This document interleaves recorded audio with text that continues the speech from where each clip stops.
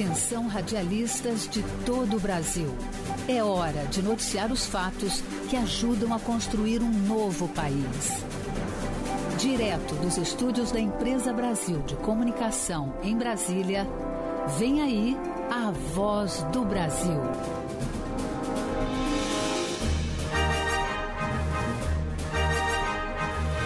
Em Brasília, 19 horas.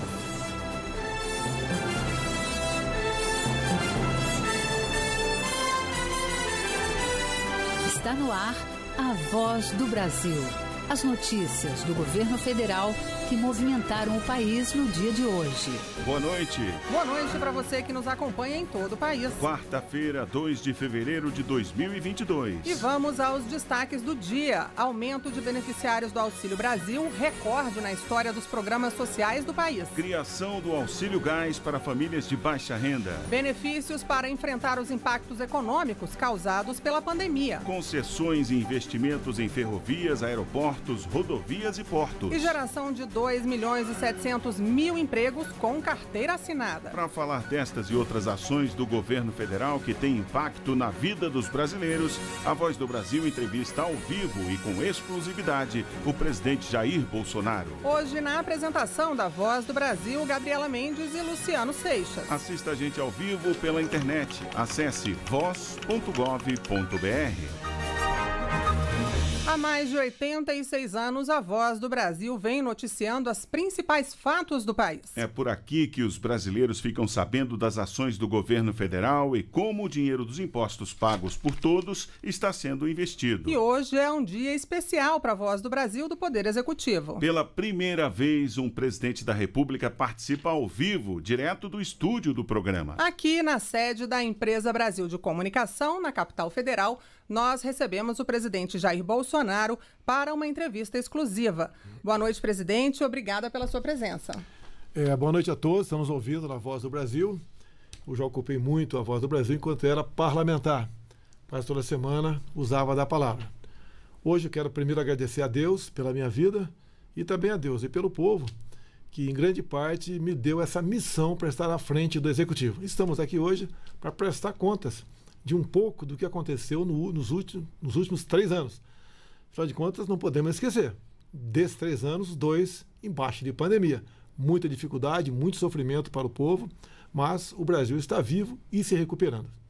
Presidente, a gente vai começar essa entrevista falando do Auxílio Brasil, que é o novo programa social do governo.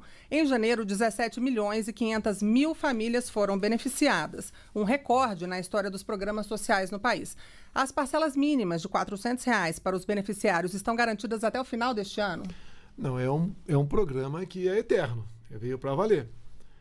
E ele é renovado a todo ano. Então, o que acontecia?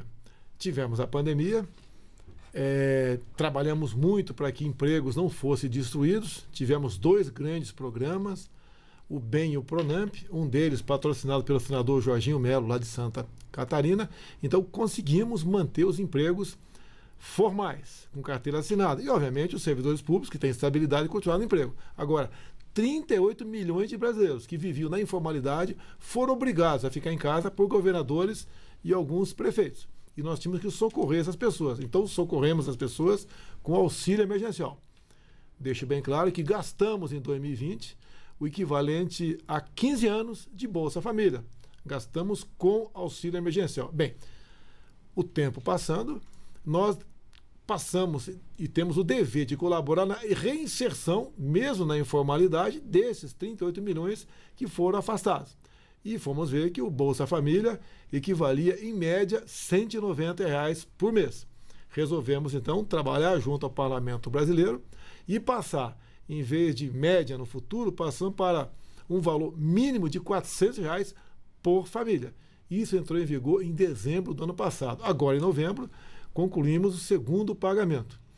E 17 milhões de pessoas se inscreveram no programa. Ele foi majorado, tendo em vista os informais, que tiveram dificuldade em voltar ao mercado de trabalho.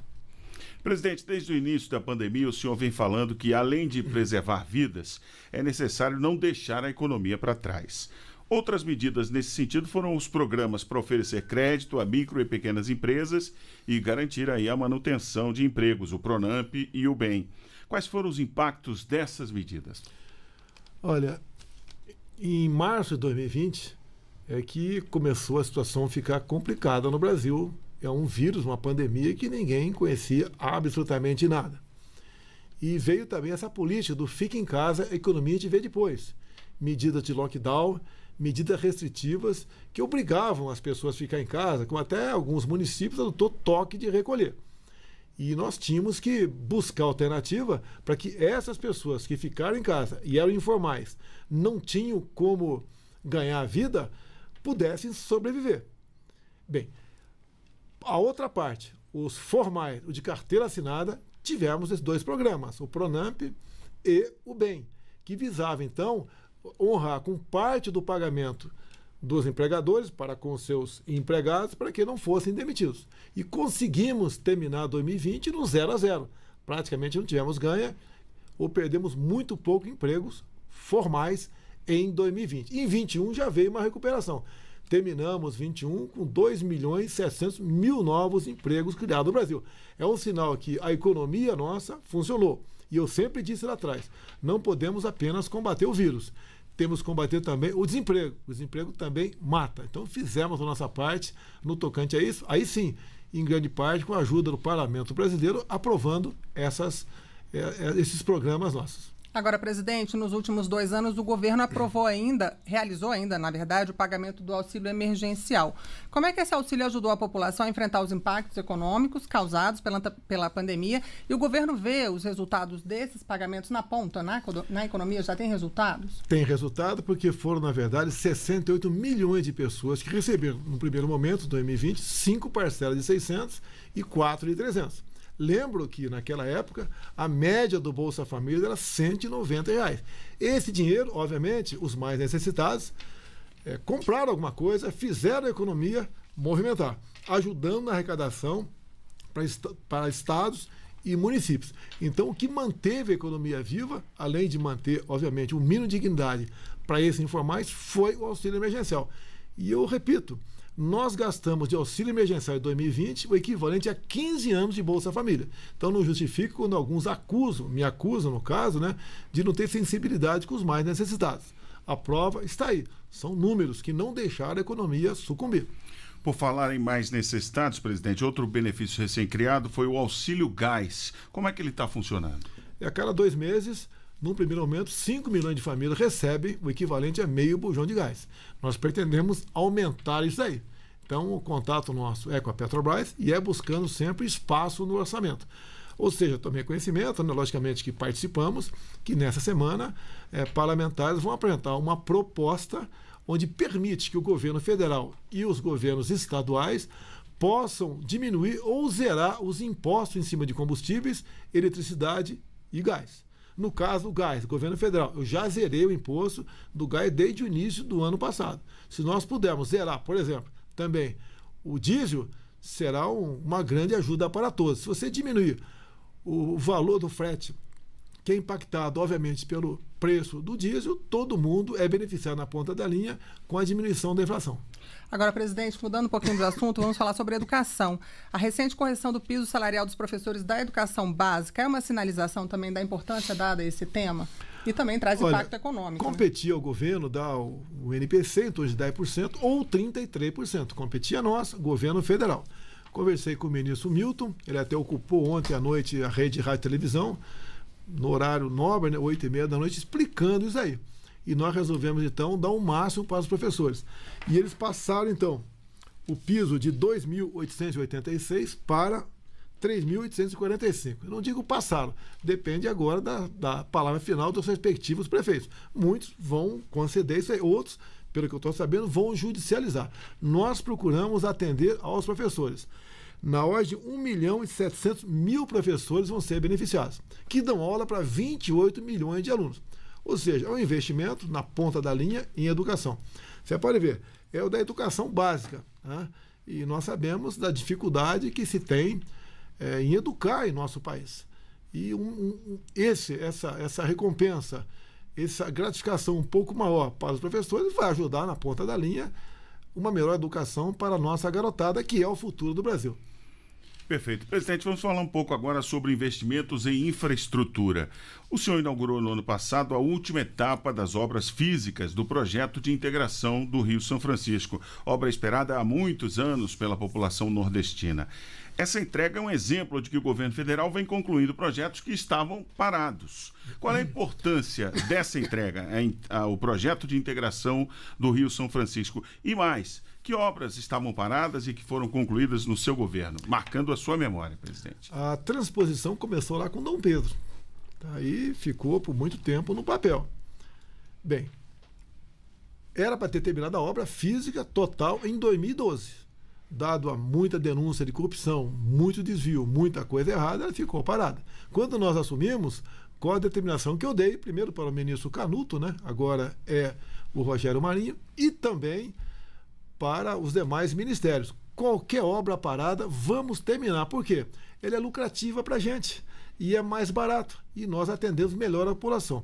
Então essas obras começaram a se fazer presente no Brasil. Tinha obra, por exemplo, com a BR-163, era desde o Presidente Gás, o que faltava apenas 50 quilômetros, que desafogava todo o que se produz no centro-oeste para a região noroeste do Brasil. Então foi um trabalho do Tarcísio, apenas 50 quilômetros, pouca coisa, feita pelo Exército Brasileiro, que desafogou aqui uma via de transporte que tínhamos muita dificuldade, porque em época de chuva, 6 meses por ano, você demorava em média 10 dias para passar com um caminhão por ali. Então esse é um pequeno exemplo do que foi feito.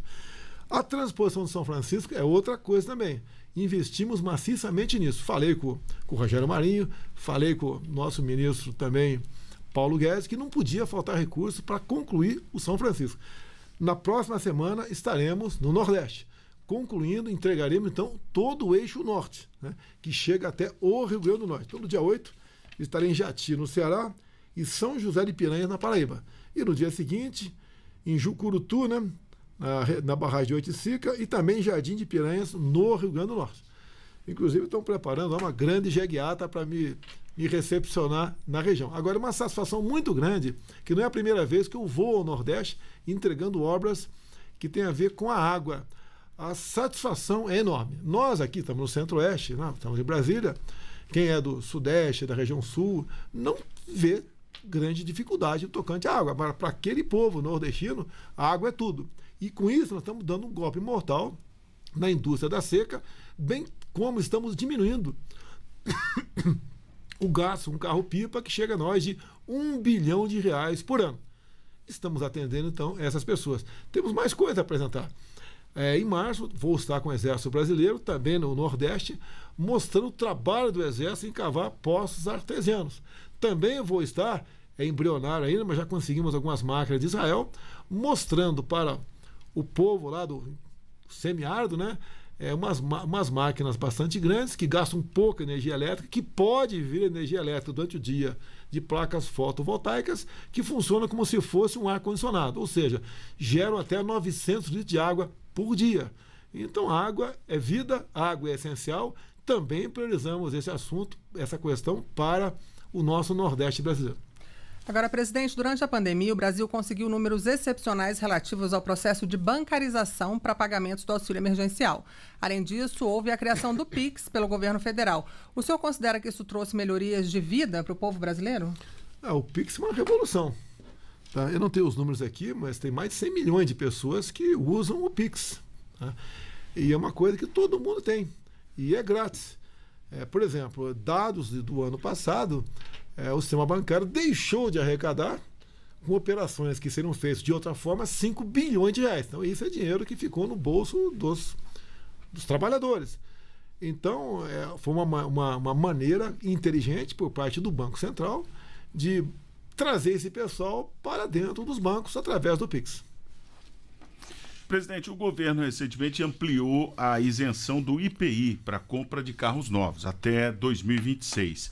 Pessoas com deficiência, taxistas, são beneficiados com essa medida. A novidade é que pessoas com deficiência auditiva agora também têm direito a essa isenção. Isso é mais um incentivo para o consumo e para movimentar a economia, né?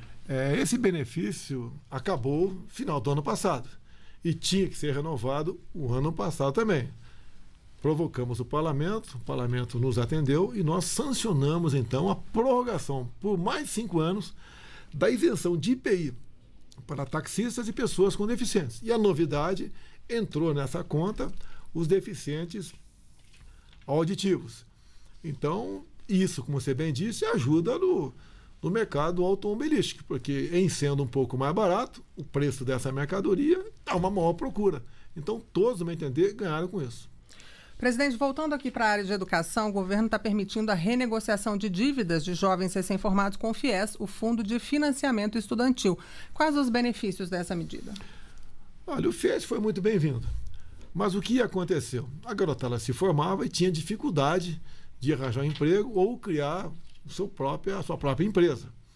E veio a pandemia e tudo se agravou. Que nós levantamos, até 2017, 1.070.000 jovens que haviam terminado as suas faculdades com o FIES estavam inadimplentes. Então, o que nós resolvemos fazer com essa garotada? 1.700.000 jovens. Né? Junto à economia, junto ao ministro Milton, que é da educação, criamos ali uma maneira deles deixar de ser inadimplente.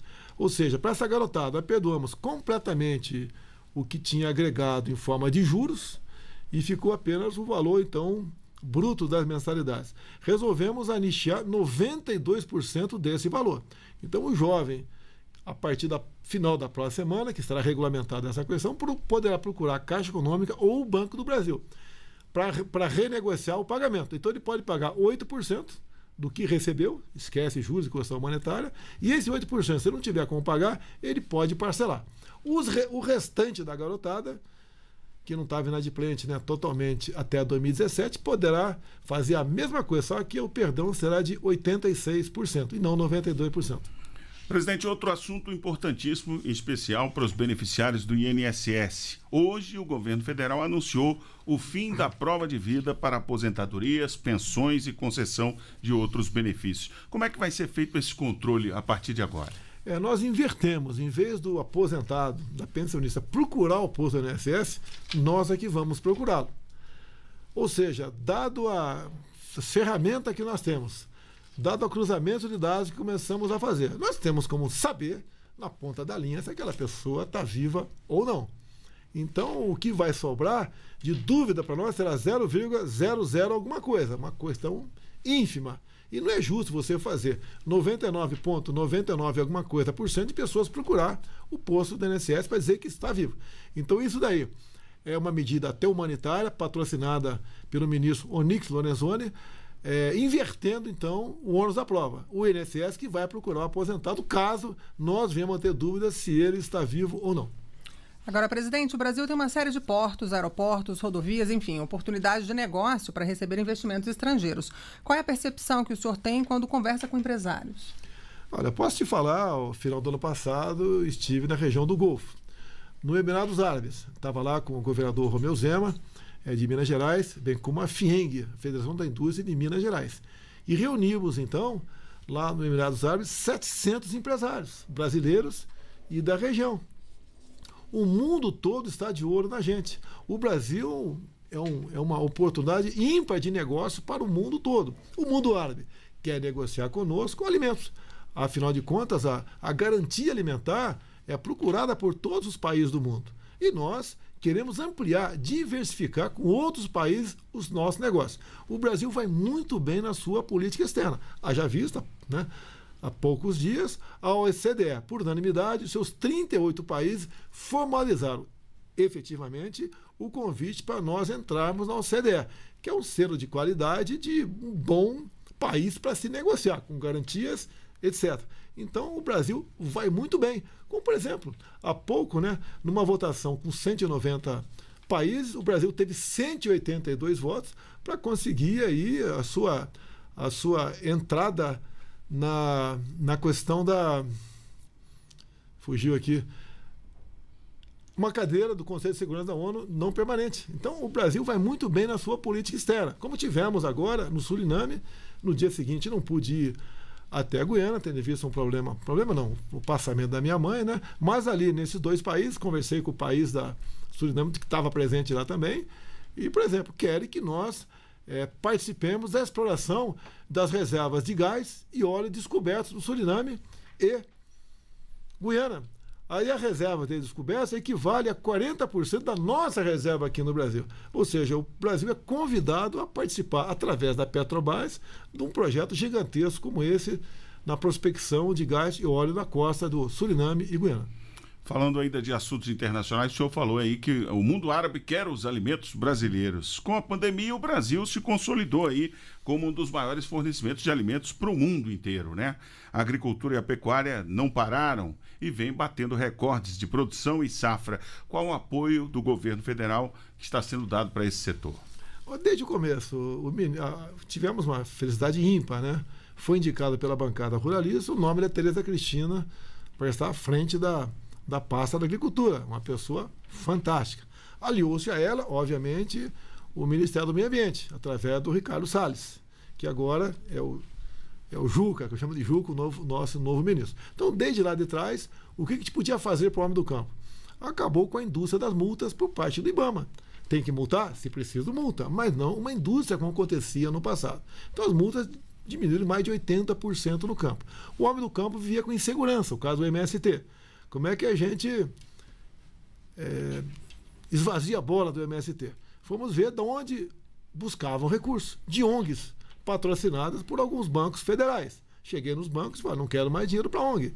Se, afinal de contas, é uma organização não governamental, não tem que pegar dinheiro nosso. Mais ainda, conseguimos junto ao parlamento a posse estendida da arma de fogo. Você podia comprar a tua arma e ter apenas dentro da tua casa. Com o apoio do parlamento, conseguimos dar o porte de arma de fogo para toda a propriedade. Então, o fazendeiro pode pegar o seu cavalo, a sua viatura e andar na sua propriedade toda armada. Ajuda a inibir. Uma outra questão também. Até eu assumir, muitos fazendeiros dormiam preocupados se no dia seguinte não ia acordar com uma portaria do Ministério da Justiça demarcando a tua fazenda como terra indígena ou como quilombola. Modificamos o critério para isso, com todo respeito aos irmãos indígenas. Se bem que hoje eles já têm 14% do território brasileiro demarcado como terra indígena para eles. Então nós acertamos isso também. Também na questão de infraestrutura, como eu te falei da BR-163. Facilitamos, através do Tarcísio, nosso ministro da Infraestrutura, como escoar melhor os produtos. Fazendo o quê? Estamos começando agora a privatizar os primeiros portos do Brasil. Você pega o Porto de Santos, um gigante. Nós assumimos com dívida anual de 400 milhões de reais. Está agora no lucro de 500 milhões de reais. Então isso tudo, com a escolha técnica de ministros, técnica para presidente de bancos oficiais e por estatais, ajudou o negócio. Você está há 3 anos sem nenhuma denúncia de corrupção em nosso governo. Até costumo dizer, se aparecer, a gente vai ajudar a colaborar nas investigações. Mas até o momento, dado o critério de escolha de ministros, secretários e servidores que trabalham conosco, isso deixou de existir. Isso ajuda, inclusive, a nossa entrada na OCDE. Ajuda outros países, né, a buscar negócio conosco. Nós garantimos o que nós assinamos. Os contratos são respeitados. Essa mudança toda no Brasil ajuda a pátria como um todo. Alguns, né, reclamam de alguns preços dos mantimentos, preço do combustível. Esse problema está no mundo todo. Somente na Europa, o preço da energia elétrica subiu 300%. Em 2 anos, o nosso aqui subiu 20%. Os combustíveis, altas enormes lá fora. Só no ano passado, nos Estados Unidos, a gasolina subiu 50%. Nós subiu aqui também, na ordem de 30%. Ou seja, é um problema mundial que o Brasil, dadas as medidas que tomou lá atrás e que tomou durante a pandemia, fizemos com que os reflexos negativos para a economia fossem os menores possíveis. Presidente, nós temos aí só mais um minutinho. Eu queria que o senhor só falasse, fizesse para a gente um balanço. O senhor abriu a voz falando que foram 3 anos de governo, 2 deles de pandemia. O senhor gostaria de destacar as ações do governo durante esse período de pandemia? A pandemia, né? O que o Supremo Tribunal Federal decidiu? Que as ações deveriam ser comandadas por prefeitos e governadores. O que coube ao governo federal? Meios, material, oxigênio, material hospitalar, recursos para montagem de hospitais de campanha, fazer UTIs e compra de vacina. Alguns falavam que tinha que ter comprado a vacina em 2020. E em 2020 não tinha nenhuma vacina para vender no mundo todo. Se fazia contratos.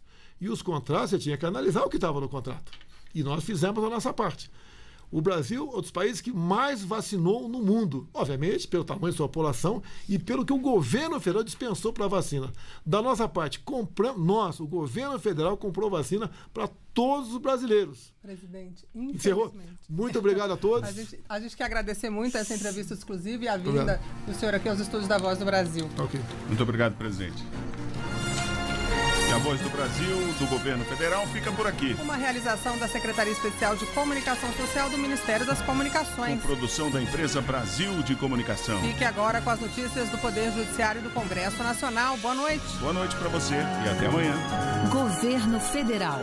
Pátria Amada.